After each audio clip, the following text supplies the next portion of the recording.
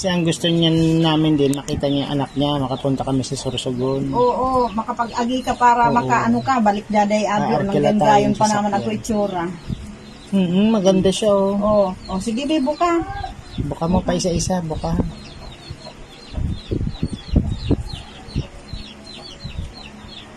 Mahulog.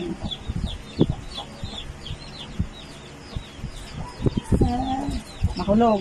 Talagang matinido na kanyang So dapat siya ang kubulang pinag-araw kong Gaganon, 1, 2, 3, pagraramrag. 10. Sige sa na-exercise mong araw tapos pag sisikapon mong pagraramrag, ipagparataas-taas sa ako mo. Yan, Pati pakinggan mo ang yung payo niya. Tanganing mabuhay ng ugap mo. Kung babalutan siya ng yung limpo na maligamgam, mainit-init, balutan. Hello po mga kaibigan, mga kababayan, kamusta po kayong lahat? Sana po ay ligtas kayo sa anumang karamdaman at ang pagpapala ng Panginoong Diyos ay laging sumainyo saan man dako ng daigdig kayo naroon.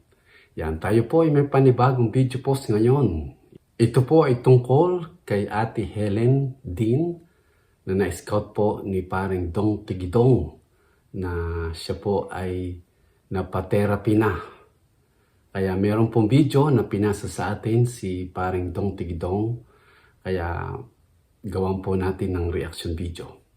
So bago po natin panoorin yung video, nais ko muna po kayong anyayahan, imbitahan kung hindi pa po kayo nakasubscribe sa aking channel. Sana mag-subscribe po kayo, Ruel Lipat, at hit that notification bell. Bell all nyo po para lagi po kayong updated sa mga video post ko tulad nito. Sa ating pong live streaming halos araw-araw, mensahe kapag Sunday at mga pa-challenge.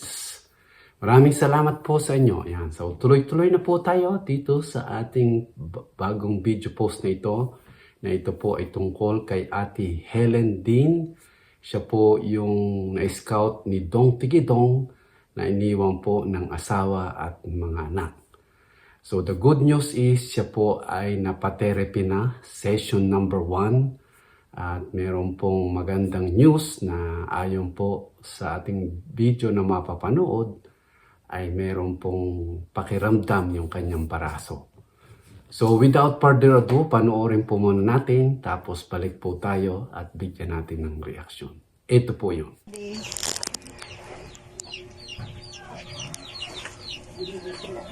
Wala na ako na nauban-uban pa na di Tulong taon na ito. Busin madit na ining kamot niya.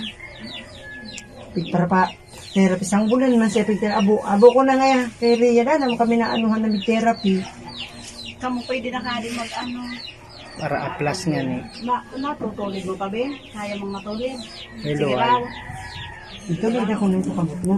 Sige raw. Itaas mo raw. Pag-ako mo, like. Hindi pa ka rin kaya pag-ula. Ano di, agupade agum. Daman so agong kiton binayaan na. Wala talaga din ko ano. Solo na sa itong sari pati itong mga hindi na baga di ba sang naisipan iyanan. Nasasakit. Naiiba na yung katawan niya kasama na. Oo. Mababalik man yan. Piloon ka raw. Pray natin. Ramiram. One. Nabibignit pa. Ayan, may pag-asa. Pagraramrag-araw ko yan. Sabi ko nga ni, hindi ganyan. Sabi ko Stretch kamay mo, mo. kamot mo. Ay, araw mo ko yan. Stretch mo. Tulid mo. Panganiyan ako. Tapos mas ate yun ako painini. Kukuha mo yan pag maiwag-iwag mo. Sige raw. Stretch. Nakuha na kaya sa kuwasadi. Sugat. Natuturog din yan. Stop. Namamatay na ang ano niya. Yung mga blood flow, nai-stop.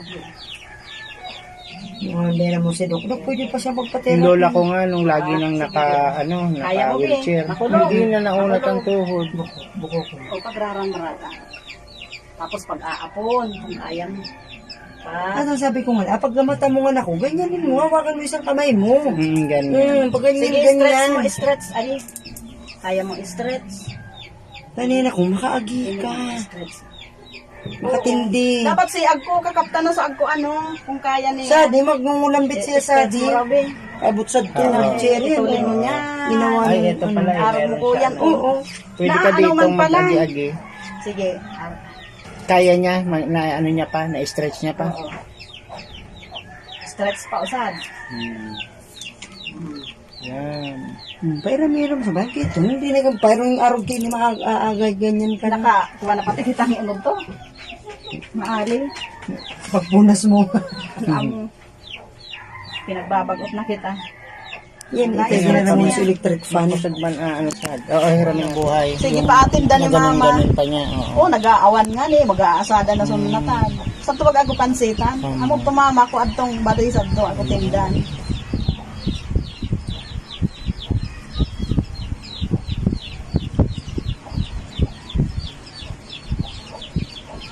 Namamatay mo, be.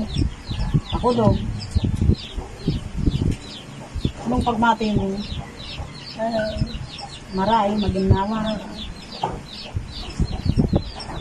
Ako maning naaliyan. Ba't ito magsarning kita? Ano sa iyo, natalsik yung singaw ng init. Ay, yung ali ng epicacent, Sa libagot ko. Sige, be, unti-unti mo bing maibukay kundi tangan ikang maulian. Para makapag-agidyaday ka. Kasi ang gusto niya namin din, makita niya yung anak niya, makapunta kami sa Sorsogon. Oo, makapag-agi ka para makaano ka, balik daday abyo. Nang Arkila ganda tayo yung sa panaman sakyan. ako itsura. Maganda siya, Sige, be, buka. Buka mo pa isa-isa, buka.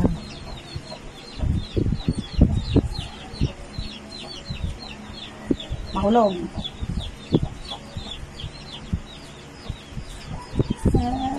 Mahulog. Talagang matinido na kanyang dapat si ako bulang pinag-araw ko Gaganon, 1, 2, 3, Pagraramrag. 10. Sige, sana exercise mong araw ko, tapos pag sisikapan mong pagraramrag, ipagparataas-taas ako mo. Yan, Pati pakinggan ang mo paa yung mo. payo niya. Tanganing mabuhay ng ugat mo. Kung babalutan siya ng yung limpo na maligamgam, mainit-init, balutan. Abi, tama-tama. Agpo siya, sabing hot compress. Pati mahulog, be. Mahulog. Papahat compress. Agpo pa, di pag-asa ta nakamamatay pa nga siyang aray. Nakaka-aray pa eh. Oo. Amo, bigyan ko kuyan. Sabi Bubuhayin niya, lang yung makulog. daliri. Grabe. Buka biya ka mo. Buklada na ni, buklada. Buklada. Ramiram, para magbumuk mo itong bula.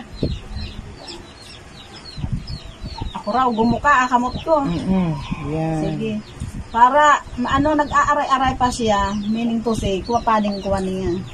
Napasok pa yung dugo, napasok yung dugo. Aray. Luway-luway. May pag-asa, tama sa Hiram-hiram, nararamdaman niya, So habang minamasahe po si ate, nakikita niyo po na siya po ay nakakaramdam at umaaray. So mayroon pong pag-asa. Ako po ay natutuwa kasi kahit paano ay mayroon po siyang nararamdaman. Ibig sabihin mayroon pa pong dumadaloy na dugo at nakakaramdam po. Sana yung pong patuloy na pag-therapy sa kanya ay makatulong. Pero Nagpupula-pula na baga. ipag-therapy din araw na talaga si ako yan. Diri, buko sa araw ka. Ay, Amo na. Amo na yun, ganyan na. amo na. Ni Rhea. Hindi niya binubuhay yan. Hindi niya ini-extend. Dapat talaga ma-extend. Nakahiga ka lang. Higa-higa lang. Dahil ako ng pag-asa. Nawala na Sabi ng na ko ng pag-asa. pag-asa. Sinabihan kang dana pag-asa. Ay, malabo. Dapat ako nagpupot ng pirming tatawan pag-asa Hanggang buhay, may buhay, may Oo, pag-asa may pag-asa.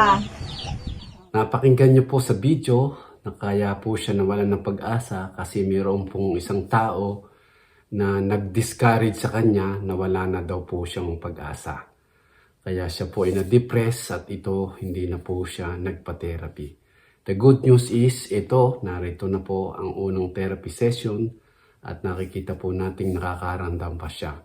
Kailangan lang po na tuloy-tuloy upang sa ganon lalo po siyang gumaling sa kanyang karamdaman na ito.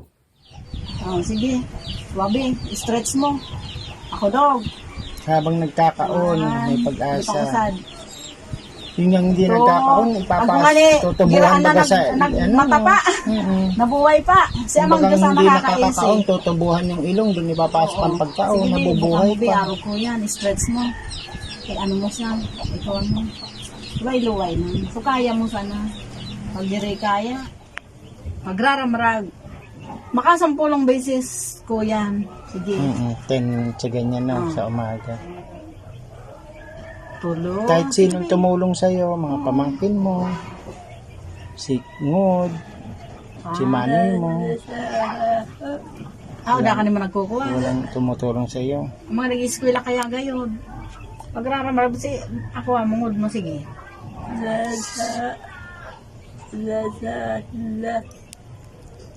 Ang nagsabi naman sa akin yan, si Ngod mong Manny Antonio, yun ang nag-follow up sa akin. Kasi nung Maray ko tawin nagugad akong siya. Manila noon. Pagugad siya kawayan sa palabang araw ko yan so yan. Dito, Na pabalagbag. bilog na kawayan para nagtataga kapot-kapot siya.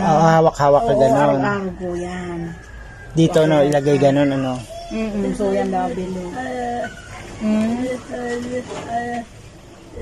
Kung tungkod, gusto mo tungkod? Saan ko kakapta na araw ko yan, Oo, gusto kaya mo mo. ganon. Pero nakakatindog ka. Ay, Makakatindog siya. Daman. Wala Di na pa rin man yung ko, pakiramdam eh. Wala na rin yung pakiramdam. Wala na rin yung pakiramdam.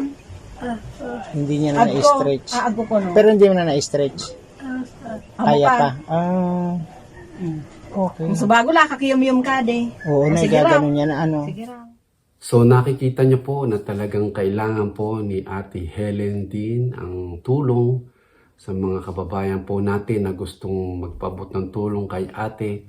Welcome po kayo. Mag-send lang po kayo ng inyong pledge kay Percy Official o Percy Rabano. Kahit magkano po, malaking tulong para po sa kanyang pagpapagamot. At para matulungan at tuloy-tuloy na po siyang gumaling. Plano rin po namin na kapag po siya'y mabuti-buti na, ay pasyalan po niya yung kanyang mga anak at asawa doon po sa Sorsogon. Hiling ko po sa inyong lahat na sana po ay isama niyo po sa panalangin si Ate Helen din, na sana po yung kanyang therapy ay makatulong sa kanya at manumbalik po ang kanyang lakas at patuloy na paggaling. Maraming salamat po sa inyong lahat. Sana tuloy-tuloy po inyong suporta sa akin at sa aking member. Shout out po sa lahat ng aking mga member. Maraming salamat po sa inyong suporta. Paki-like and share nyo po ng aming mga video. Yan, di na po tayo matatagal. Nawa po'y ang pagpapala ng Panginoong Diyos ay sumayinyong lahat. Lagi nyo pong tatandaan, God loves you and Jesus died for you. See you soon. Bye-bye.